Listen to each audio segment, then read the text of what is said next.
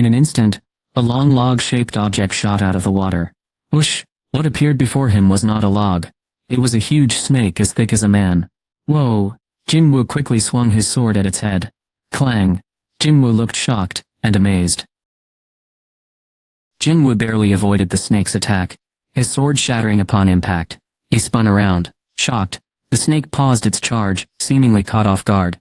It stayed back, coiled and watching Jinwoo with sharp eyes. Jinwoo could clearly see its name floating in red, king of the swamp, blue venom-fanged Kasaka. This snake was much faster and stronger than any normal monster. I can't believe it broke a sword filled with magic so easily. Jinwoo swallowed hard as he looked at the Kasaka. Its smooth blue scales covered every part of its body. They were packed tightly so they looked almost like armor. Attacking with swords didn't work against its scales. Would punching it help? Jinwoo was thinking about his next move when the Kasaka stopped sizing him up and attacked again. The creature moved so fast it was almost a blur. Jinwoo squinted. It's coming, he shouted. At first, Jinwoo struggled to track the creature, but by focusing hard he could finally see how it moved. The creature lunged at Jinwoo, jaws wide open. He spun around fast and caught it in a strong headlock. His muscles tensed with effort as he held it in place. Jinwoo pressed down really hard on the snake's neck. The snake squirmed in pain, twisting its body wildly. Jinwoo clenched his jaw and squeezed even tighter. Wham! Wham! The snake slammed Jinwoo against the walls and floor, but he held tight with all his might. What if I wasn't strong enough? The thought popped into his head, and once it was there it wouldn't go away. Many thoughts raced through Jinwoo's mind. What if he hadn't leveled up? What if he hadn't increased his strength? This monster would have defeated him. This could have been where his journey ended. Deciding not to go directly to the third underground floor was a good choice. He knew he had made the right choice. Krrr, aakk. The sound of the Kasaka's skull breaking was disturbing. You have defeated the king of the swamp, the blue venom-fanged Kasaka. You have leveled up twice. As expected from a boss, defeating the Kasaka boosted Jinwoo's level by 2. Jinwoo fist pumped. His level had been stuck at 15 but it was now 17. He had gone from level 1 all the way to level 17 in just one day. That was some crazy fast progress. Sure, that was cool and all, but no one really cared about leveling up just for the experience points. The best part of beating a boss was always the loot. You got, as Jinwoo looked at the lifeless snake, he noticed 2 shiny things inside its stomach. Were there 2 because it was a boss? He reached out excitedly. Ping! You have discovered item Kasaka's Venom Fang. Do you want to take it? You have found item Kasaka's Venom Tooth. Do you want to take it? Take everything. A dagger that looked like it was made of bone, and a pouch with some strange liquid appeared in Jinwoo's hands. Item Kasaka's Venom Tooth. This is a simple task. Category Dagger Attack Power 25. A dagger made from a Kasaka's Venom Tooth. This item contains venom from a Kasaka and causes 2 effects when used in battle. It can cause the opponent to become unable to move for a short time and also drain their health over time. You have the option to keep this item or sell it at the shop. Jinwoo checked the dagger and it seemed to work well. The dagger appears to be made from a sharp tooth rather than bone. The pouch seemed like a useful item. Inside was something called Kasaka's Venom Gland. Getting this item is quite challenging. It belongs to the poison category. The pouch holds refined Kasaka poison which is hard to get from a Kasaka. If you drink it your skin becomes as tough as armor, but the poison will harm your muscles forever. Good effects Kasaka's armor scales. This makes you take 20% less physical damage. Bad effects damaged muscles. This reduces your strength by 35 points. Jinwoo had mixed feelings about this. Kasaka's Venom Fang was a great substitute for his broken sword, but the trade-offs made him uneasy. Not only did its strong attack power double that of the broken swords, but Jinwoo was especially thrilled about the paralysis and drain effects. However, the Venom Gland at first, seeing it was an A-rank item made him excited, but after reading the details carefully his excitement faded a bit. Reducing damage by 20% felt right for such a powerful item. However, there was a big downside. It would reduce his strength by 35 points. Jinwoo had worked hard to build up his strength, so this trade-off felt like a big sacrifice. This made the item feel like a double-edged sword where the benefit came with a significant cost. Or no, it was more like a useless trinket. It might be useful once Jinwoo was strong enough that losing 35 points wouldn't matter much. But for now, he wasn't strong enough to use it. Let's just put this away. He frowned as he stored the dagger and poison in his inventory. He would have been less disappointed if it had been a high-quality dagger with some low-quality poison. He would have been fine getting rid of that low-level poison. As soon as he did, a message appeared. The dungeon will return to normal. Now that the boss has been defeated. Everything blurred for a moment, then cleared. Jinwoo felt a little dizzy but was okay. When he looked around, he saw nothing out of the ordinary. It was just a regular subway station. The lights were bright, and the water that used to be in the tracks was now gone. But why is there no one here? He wondered. There were no people, and no subway trains either. He checked the time to see if the subway had stopped running for the night. It was 10 o'clock. He arrived at Hapjeong Station around lunchtime, so he had been there for over 9 hours. Time flies. If his tiredness hadn't gone away with each level up, he might have fallen asleep a lot from being so exhausted. Anyway, the subway should still be running. No train came no matter how long he waited. So Jinwoo shrugged and decided to leave the station. He didn't see anyone on his way out. As Jinwoo slowly walked up the stairs, someone shouted at him. Hey, he did not know how much he needed to hear another person's voice. He looked up. It was a soldier with a gun. Who are you? What were you doing there? Did you not hear the news? Jinwoo felt tense when he saw the soldier's serious face. Content response. Why are you here? Jinwoo asked. That's a strange question, the man replied. A soldier walked up to him. He noticed the broken sword in Jinwoo's hand. The sword couldn't go back into his inventory, so he carried it out instead of leaving it behind. The soldier's eyes changed when he saw the sword. The man looked at Jinwoo. He saw that Jinwoo's clothes were dirty and torn from fighting. The soldier's face relaxed. Are you a hunter? Yeah, I'm a hunter. Sorry if I was rude. Please come this way. You can follow me. Okay, Jinwoo said. He thought explaining things might be too complicated, so he just went along with it. He looked around as they moved. Something felt off. The street was empty. Jinwoo could only see soldiers and police officers. There were also dead magic beasts scattered around broken cars and damaged buildings. He quickly figured out what must have happened. A gate must have opened nearby, even though such events were rare these days. Because of the hunter system, sometimes a gate would still open in a remote area, and go unnoticed until it was too late. When that happened, the nearest army base would send help until hunters could arrive to take control of the situation. The soldiers tried using their weapons against the magical creatures, but they didn't work. They had to be ready to make some sacrifices so the civilians could get away safely. The soldiers acted like human shields. Someone had to protect everyone, and these young soldiers took on that responsibility. Thank you, the soldier said to Jinwoo. Huh? Jinwoo replied, unsure of what to say. We're safe because of hunters like you, the soldier explained. Jinwoo wanted to thank the soldier too. Hunters were grateful to soldiers just as soldiers were grateful to hunters. Both groups fought to protect someone or something. Then a voice came over the radio. Almost all the magical creatures have been defeated, and only one large beast is left. The soldier smiled when he heard the good news from the radio. Jinwoo nodded in agreement. He understood what was happening even before the soldier explained anything. He felt something powerful nearby. He could also sense the energy of the hunters around it. His sharp senses let him notice things he couldn't see. He felt sure it was the boss. Then he saw it. About 10 hunters were facing a giant made of stone in an empty lot nearby. The giant was as tall as a streetlight.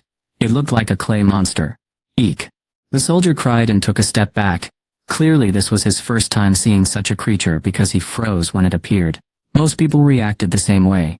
Seeing a creature on TV was one thing, but seeing one in real life was completely different. Jinwoo stayed calm and focused on what was happening around him. Healers, please help the tanks, he said clearly. We are already trying our best, someone replied. Why isn't it going down? Another voice asked. What are you doing, dealers? Jinwoo asked firmly. Doesn't look like it's gonna fall anytime soon. Our defense is too high. We don't have enough mages. Everything happened so fast that lower-level hunters were the first to step in. Their attacks and protection weren't very strong. The battle was getting intense. Then there was a loud crash. The stone golem slammed its huge fist down and the tank staggered. The hunter grunted in pain. No way! Someone shouted. If this keeps up, the tank won't survive. Another voice cried out. What can I do? My magic is almost gone. Where are the stronger hunters? The team was clearly getting tired. Jinwoo watched closely. He thought to himself, I can do this. He took a few slow steps back. The giant stone monster had strong defenses, but it didn't seem as tough as the blue venom-fanged monster from the dungeon. Jinwoo knew he just needed to find a way to weaken its defense. All he needed was one powerful hit to break right through. Once he was far enough away, Jinwoo pulled his arm way back. The arm holding the broken sword hardened quickly. Thick veins stood out all the way to his hand. He poured all his strength into his right arm. When it was as tight as a stretched string, he flung it forward almost as fast as a speeding bullet. Go a drink. Hunter Hanso Lee felt hope slipping away. He couldn't keep going any longer. His special shield was beginning to break. The healers were losing their magic and struggling to fix everyone's injuries. If things kept up like this, they would all die. It was time to decide what to do next. He realized the only way to save everyone was to give his own life so they could escape while waiting for stronger hunters to come. If he didn't do something, everyone would die. He felt cold sweat but made the hard choice. Hanso turned back and yelled, I've got this. You guys. Then something caught his eye. Something shiny zoomed toward them. He could tell something was coming their way but couldn't see it because it moved so quickly. Kiararkak. The golem's head exploded when hit by something. Hanso stared in shock, saying, What just happened? The golem, now without its head, wobbled around. The hunters cheered and started their last attack. Yes, it's working, they shouted. Just a little more. We can do this. None of them noticed what hit the golem because they were too busy fighting, except for Hansu, who was right in front of it. Rusaspur. Finally the golem fell to the ground with a loud thud. Rusasu, the hunters yelled happily. We did it. We won. But Hansu, who saw everything, shook his head. He knew their attacks hadn't really hurt it much. He quickly looked around where the golem had fallen. What could have broken its stone head? He wondered. As he searched, he found a broken sword lying there. It was a metal sword with just a tiny bit of magic in it. That powerful golem had survived attacks from more than 10 hunters. But someone had destroyed it just by throwing away what looked like useless metal. He was speechless and confused. Hansu looked back and forth between the destroyed golem and the broken sword. Then he ran past the cheering hunters toward where the sword had come from. He shouted, Excuse me. There was one soldier standing there. Do you mean me? He asked. Yes, you, came the reply. The soldier nervously swallowed hard as a large hunter walked heavily toward him. This showed how intimidating hunters could be to ordinary people. Hansu then showed him the sword. Did you throw this? Oh, that was the soldier looked confused and turned around. Wait, there was someone else here just now. Right? There was no one behind the soldier. Hansu scratched his head and stared at the broken piece of the weapon. The soldier looked around, still confused. The power, that strong force, was a strong hunter here. There was no way to know since whoever it was had already disappeared. By then Jinwoo was on his way back home. He spun around as soon as he saw the golem lose its balance. He was sure he had defeated it. In this world, whoever defeats a magical creature gets all the rewards from it. He could have said he deserved the rewards from the golem if he wanted. The problem was proving it was really him. Who would believe that such a huge creature was defeated by someone with the lowest rank? He did not have any clear proof either. The broken sword in the soldier's story would not help him. He would also have to explain how he became strong enough to beat the golem. But the more he thought about it, the more negatives there were than positives. He could do something amazing. He could level up. Jinwoo couldn't just explain his secret just to get one golem. Well, that's too bad.